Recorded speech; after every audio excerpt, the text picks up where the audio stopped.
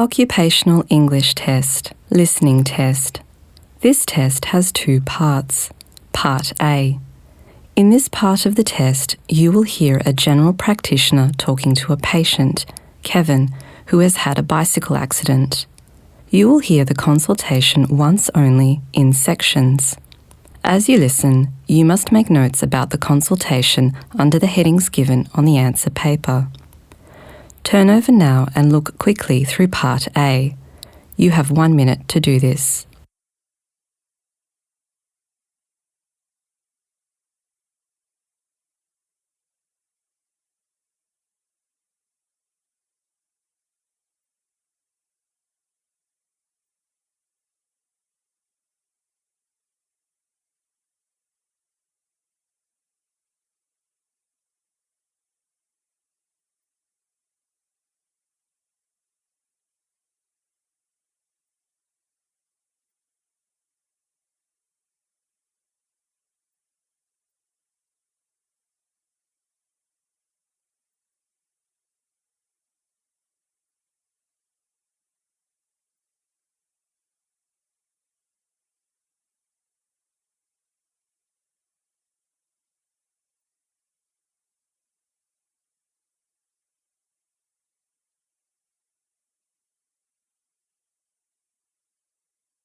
You must give as much relevant information as you can under each of the headings provided.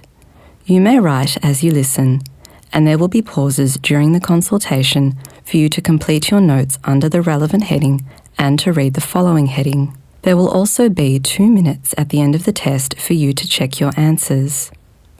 Give your answers in note form. Do not waste time writing full sentences. Remember, you will hear the consultation once only, and you should write as you listen. Now look at question 1. Question 1 has been done for you.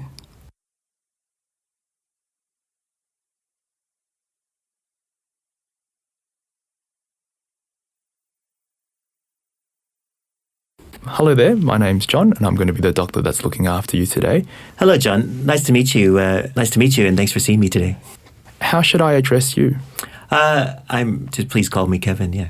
I'm here today because I had a bicycle accident on Sunday morning, and I was wondering if you could check me out. I've hurt my shoulder and my wrist, and I'm just a bit concerned about it.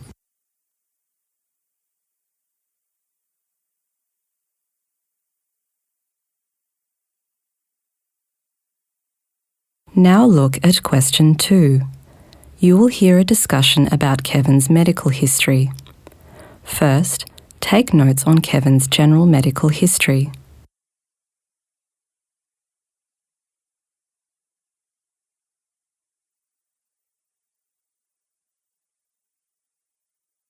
Okay, Kevin, this is the first time that we've met, I believe. Yes. Can you tell me a little bit about yourself? Well, I'm 53 years old.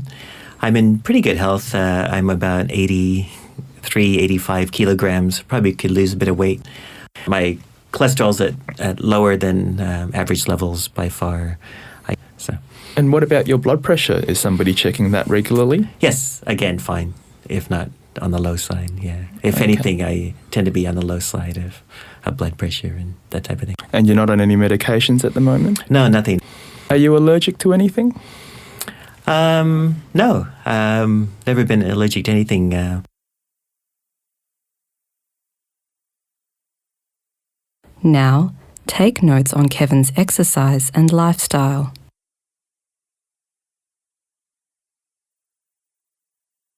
I bicycle regularly about 100 to 150 kilometers a week. Have you ever smoked? No. What about alcohol? Not too much. I tend not to drink that much at all. When you do drink, what do you prefer to drink? Recently, I've been just having New Zealand whites, actually. Yes. And how many glasses a night would you have? In a week, 3 to 4.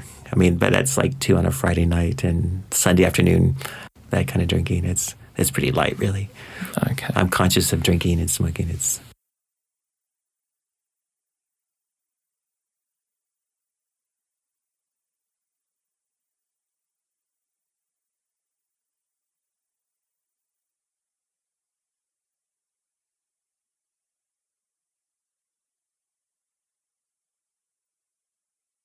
Now look at question 3. Take notes on Kevin's family medical history.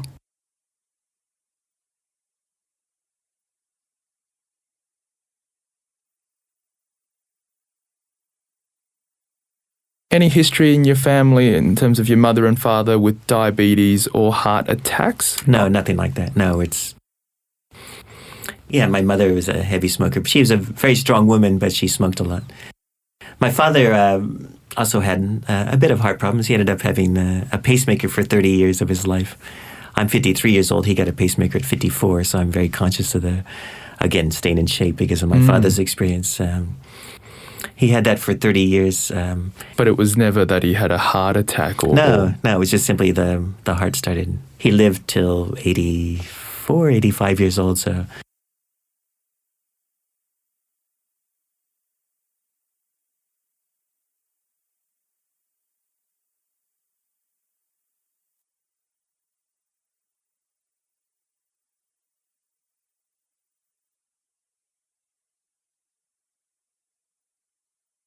Now look at question 4. You will hear a discussion about Kevin's health problems and medical treatment in West Africa. First, take notes on Kevin's health problems in West Africa.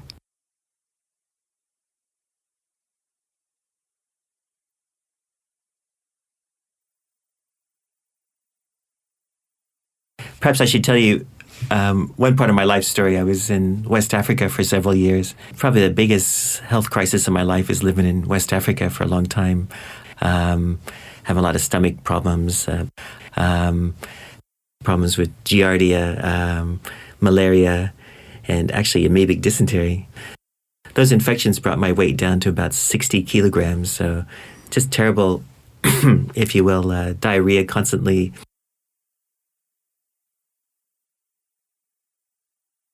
Now, take notes on Kevin's medical treatment in West Africa.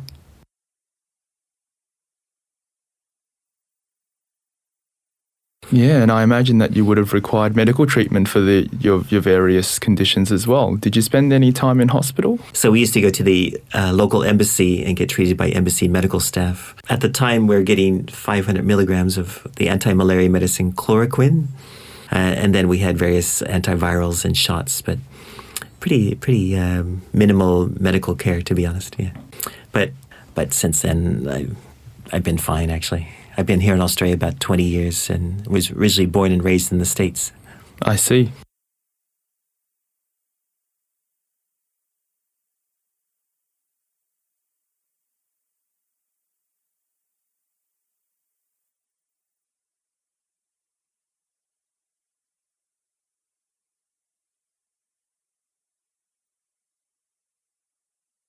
Now look at question 5. Take notes on Kevin's bicycle accident and the onset of pain.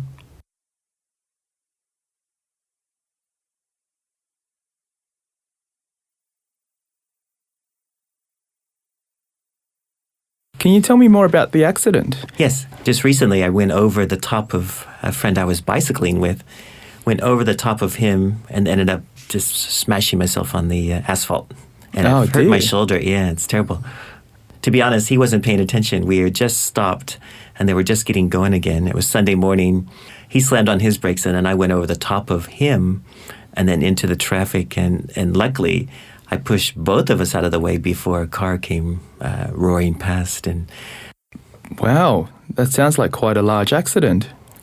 Everybody managed to walk away from it okay? Yeah, we were laughing about it, you know. You didn't need to call the ambulance or go to hospital for anything at the time? No, we didn't even think about it. It was, again, we were laughing about it and went to the coffee shop. It was only, you know, as I came home and after the coming home and resting for a while, I realized I was in more pain than normal, if you will. How long before the pain started to come on? Right after having coffee, to be honest. I think the adrenaline went down and just coming home and finally kind of reflecting on the whole thing. After the accident, as you know, bicycles have a clip. I mean, you had to pull the brakes with your hands. And again, coming home after the accident was very hard to brake so that the finger were weaker, and the entire wrist was weaker, and then it became painful to the point where I wasn't using the right brake anymore and just using the left-hand side to get home, and just took it very easily. Yeah. I see. Came home, put the bike away. Had struggled to put the bicycle away. I usually hang it up on a rack, and then that hurt, and I realized something's not right here.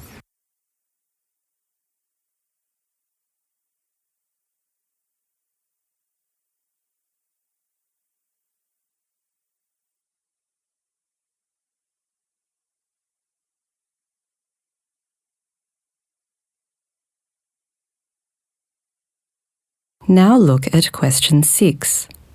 Take notes on Kevin's pain and injuries.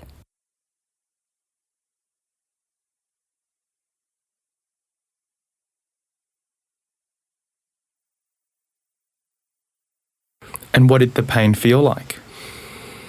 It's a dull pain with a lot of, feels like there's like a prickly heat, or maybe some muscle damage is what I'm thinking. Certainly, it's, I fell on my right shoulder, and it's been painful. As far as my wrist, just when I pick up a cup of coffee, it hurts, and putting the bicycle up, it hurts, and again, washing myself in the shower hurt fairly bad. So any use of the wrist is painful. And which wrist is it that's painful? It's the right, along with the right shoulder and the right wrist, and besides that, no. Any cuts or bruises on your shoulder or your wrist? No, luckily, no, nothing. And are you able to move your shoulder and your wrist? No, it's limited use. Yeah. Okay. Do you feel like your strength has been impacted? Yes, I can't grip as hard. Is that because of pain or because you feel like your muscles are weaker? Both. Any pins and needles or changes in your feeling? In the hand or in the wrist? Or in the Yes, shoulder? down the arm. Pretty much in the upper right shoulder, yes. Some pain, some pins and needles, definitely. Yeah. I see. Any other aches and pains that are affecting you at the moment? No, I've thought about it. And no, nothing's. I've checked. My head's fine. My neck's fine. That type of stuff. My right knee is okay. Okay, Kevin. May I examine your wrist and your sure. shoulder? Sure, that'd be great. Thanks. Okay.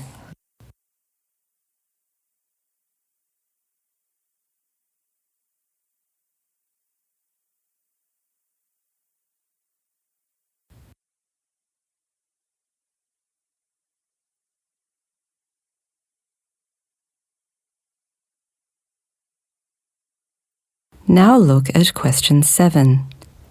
Take notes on the doctor's diagnosis of the injuries and recommendations about follow-up tests.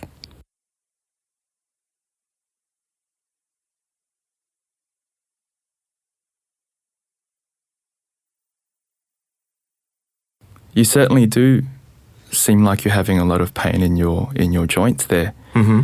More than we would expect with a simple sprain. Yes. There's a couple of things that I'd like to talk to you about. Okay, thanks. The first of all is the option of doing some further investigations. Mm-hmm. For your wrist, Mm-hmm. there would be the option of doing an x-ray, and I think that would be a good place to start to find out more about what's going on in there. Oh, yeah, that sounds like a good yeah. Your shoulder, Uh-huh. you may have damaged your rotator cuff, which is the muscles that support the joint. Uh-huh.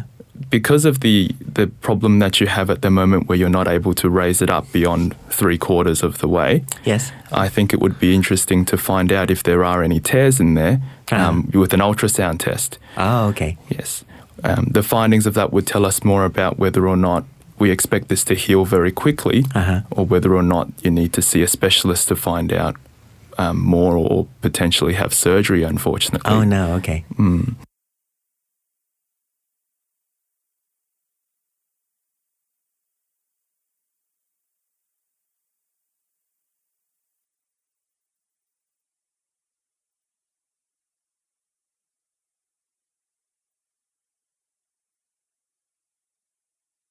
Now look at question 8. Take notes on the doctor's advice for managing the injuries and pain.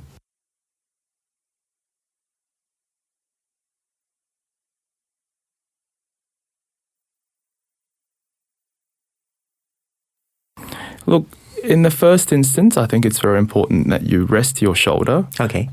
Application of ice would be useful in the first 24 to 48 hours Okay. to help with swelling and also to help with pain. Okay, great.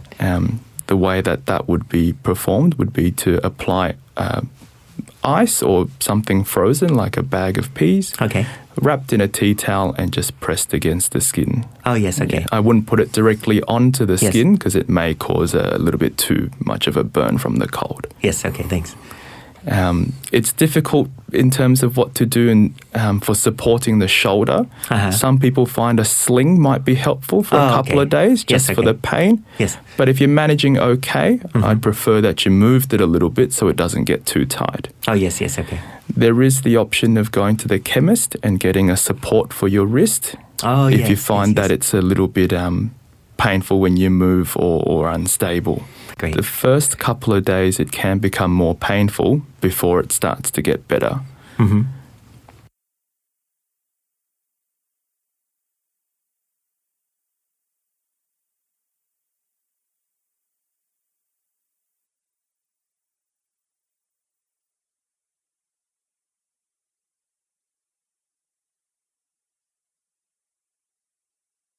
Now look at question 9. You will hear a discussion about recovery from the injuries and physiotherapy. First, take notes on the doctor's comments about recovery from the injuries.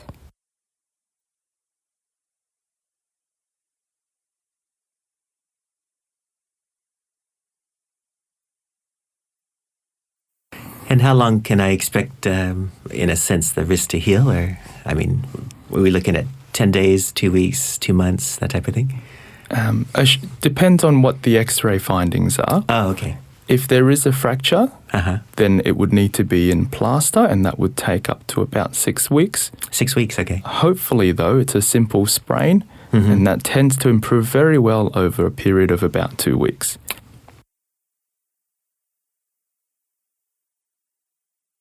Now, take notes on the doctor's comments about physiotherapy.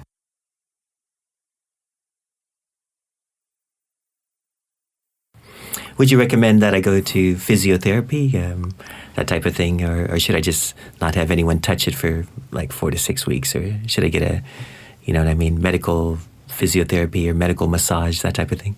Yes. So for the first couple of days, it may be very painful and that will be difficult to manage.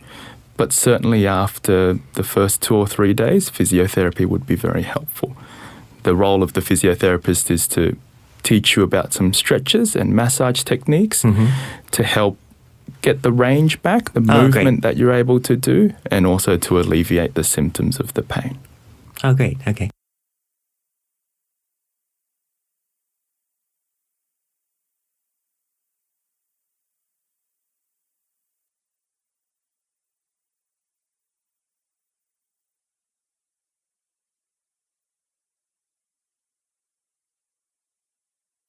Now look at question 10. Take notes on the doctor's comments about medication.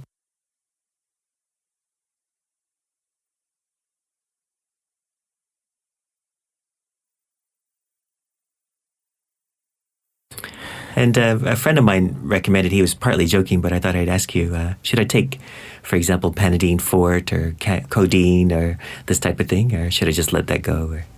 Yes. So analgesia is very important. I think it's a good idea for you to be on something. Panadeine Forte's quite a strong pain medication. Options such as Panadol or paracetamol would be safer to begin with. Sometimes the codeine can affect people's thinking, give them a bit of a buzz or make them drowsy. Yes. The codeine component is what we're worried about. Oh, yes. It may be a good idea to start with Panadeine or Panadeine Extra first. Oh, very They have good. the same amount of paracetamol but a lower dose of codeine. Oh, yes, okay. That The makes other sense. thing that can be very helpful for this sort of muscle ligament sprains and strains is anti-inflammatory medication. For So example, things like ibuprofen. Oh, very good. Okay, yes. That would certainly be an option to help, and they're different. So Panadol and Nurofen, which is the trade name for ibuprofen, They're both very safe, they're different, so you can use them in conjunction with each other. The anti-inflammatory medications tend to give people a little bit of reflux or acid in the stomach. Yes, okay. So we'd recommend that you have them with food, and you can have them up to 3 times a day. Oh, okay. Great. Okay. So I think that would be a good place to start in terms of the pain.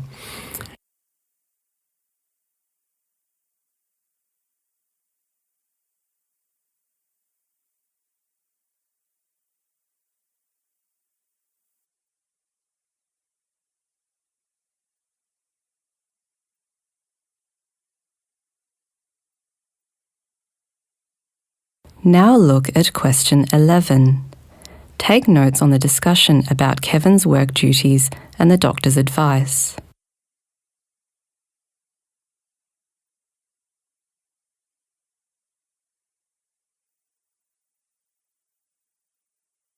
Kevin, can you tell me what you do for work? I work in just an office. I'm often sedentary. A lot of work with computers. To be honest, one worry I have with this injury, from the spike injury, is whether I'll be able to even work. What I'm concerned about is not being able to take notes or in fact answer emails, which are virtually constant in my line of work, and also. Is it possible for the next couple of weeks for you to do more dictating instead of typing and Oh yeah, that's a good suggestion. Maybe I'll talk to my colleagues and supervisor about that. I think maybe we can put something like that on the medical certificate then, that yes, you should continue to work, but maybe adopt roles where you do not use your right wrist or your right shoulder as much. Okay, thanks. Does that sound reasonable? Very good, yeah. Good suggestion.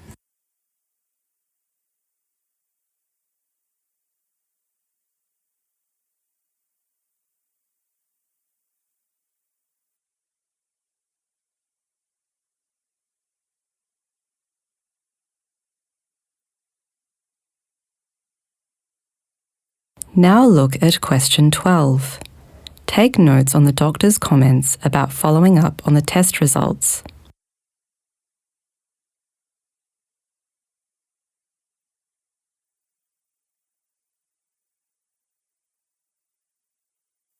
So yes, I might get you to take these papers for the x-ray of your wrist and the ultrasound, as well as your medical certificate, and maybe come back in a couple of days so that we can see how you're progressing and look at the results of those scans, as well as organising maybe a follow-up with the specialist. Does that sound okay? I appreciate all your help. It was lovely to meet you, Kevin.